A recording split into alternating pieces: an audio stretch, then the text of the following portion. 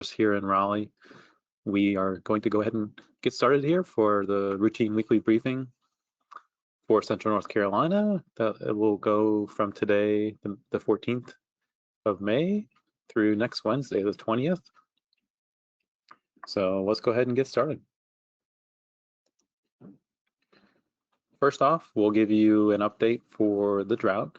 We have seen some rain. Most areas, saw some rain the last week, but the improvements were largely confined to the southern Piedmont, including close around the Charlotte area.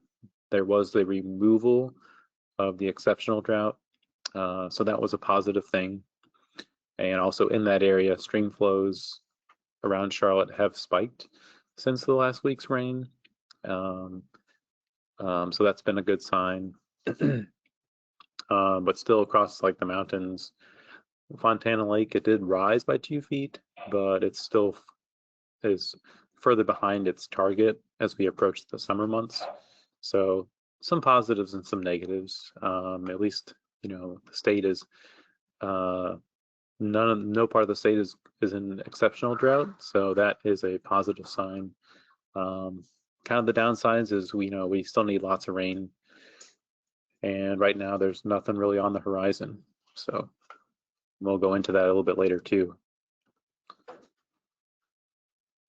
So just to put it in context, this is the 30-day observed percent of normal precipitation, and this is as of this morning, 8 a.m. Thursday. And basically the shading is the percent of normal over the last 30 days. So, we have had rain, but if you take, just the climatological average for the 30 days, much of the state is in the orange and the red and the pink, just highlighting that while we have had rain, it hasn't really kept up with our climatological averages. So, we continue to fall below average for our rainfall. So we could use probably several rounds of just, several 1-inch plus events, rain events, to actually kind of make a dent, a measurable, kind of a meaningful dent in the drought. So upcoming weather patterns. So we did have a front that moved through this morning, a nice cold front. If you went outside for a walk this morning, you probably noticed the cooler weather and a little bit of a northwesterly breeze. High pressure is building in today from the Ohio Valley, and that will kind of continue through Friday. That ridge moves offshore over the weekend and kind of stays in place near Bermuda through the early and even the middle to maybe latter part of next week. So that's going to really bring us a prolonged period of some hot weather. Doesn't necessarily look muggy or what our typical summer pattern usually is in June, July, and August. So that's a positive sign, but it is early season heat, which can cause some issues.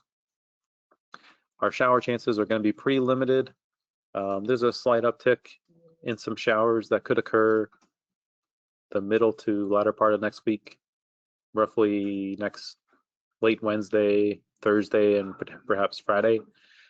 Guidance we look at continues to slow that onset every day or so. So as we come in on our shift every day, it seems like those rain chances get pushed back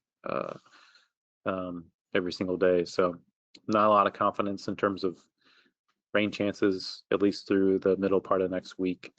It does look like there will be a front that will try to approach late next week, and although the front may or may not move through, that could be a focus for some showers and storms, and hopefully maybe some additional improvements to the drought.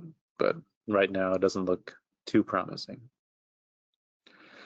With the pretty anomalous ridge moving offshore this weekend and early next week, we do have some moderate risk for heat starting as early as Sunday and continuing through Tuesday and eventually into Wednesday and perhaps into Thursday.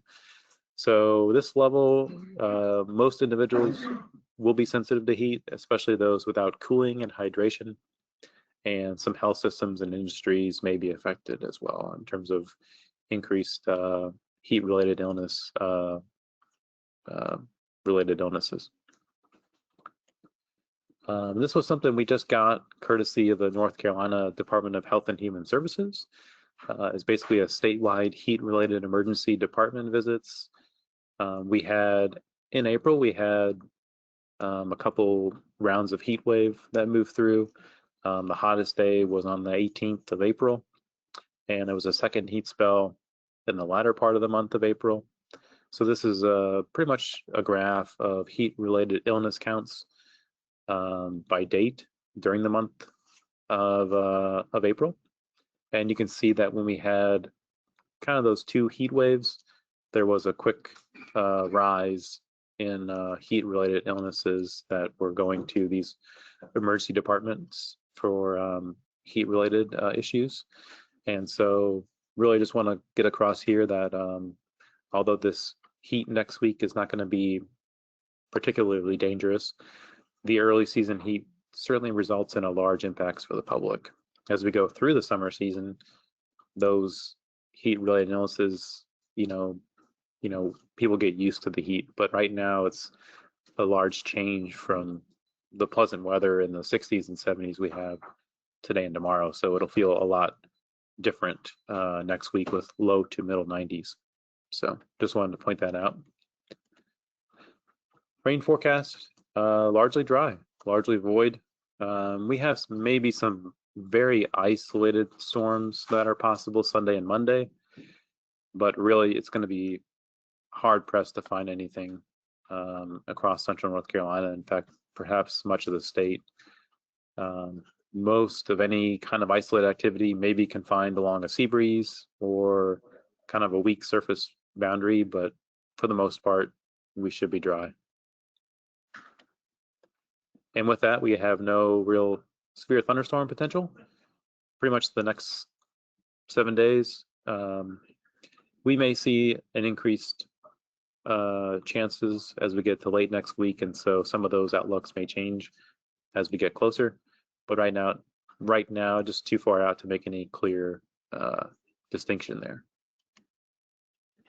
And then further in the extended 8 to 14 day from May 21st to the 27th, both of our temperatures and precipitation outlooks slightly favoring above normal temperatures and above normal rain.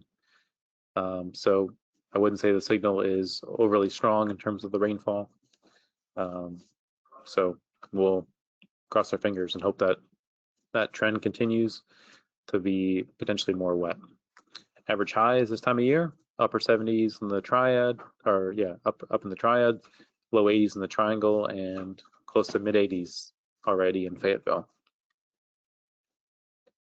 Graphical hazardous weather outlook basically highlights, those storm chances with the lightning next Wednesday, and some heat risk, largely limited because dew points are not going to get overly high, so humidity levels should be not as dangerous, but certainly it will be hot and be a sharp change from what we've had the past several days.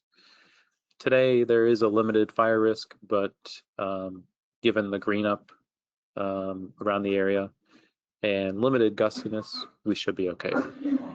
Should be okay for today. So weather summary, largely cool high pressure builds in through tomorrow, below normal temperatures, 60s and 70s. We build into the heat this weekend, low to mid 90s, starting as early as Sunday, perhaps extending into much of next week. Rain chances are limited, but we will see that increased uptick probably mid to late next week, and probably more in the way of scattered, isolated activity, kind of getting into that typical summer pattern.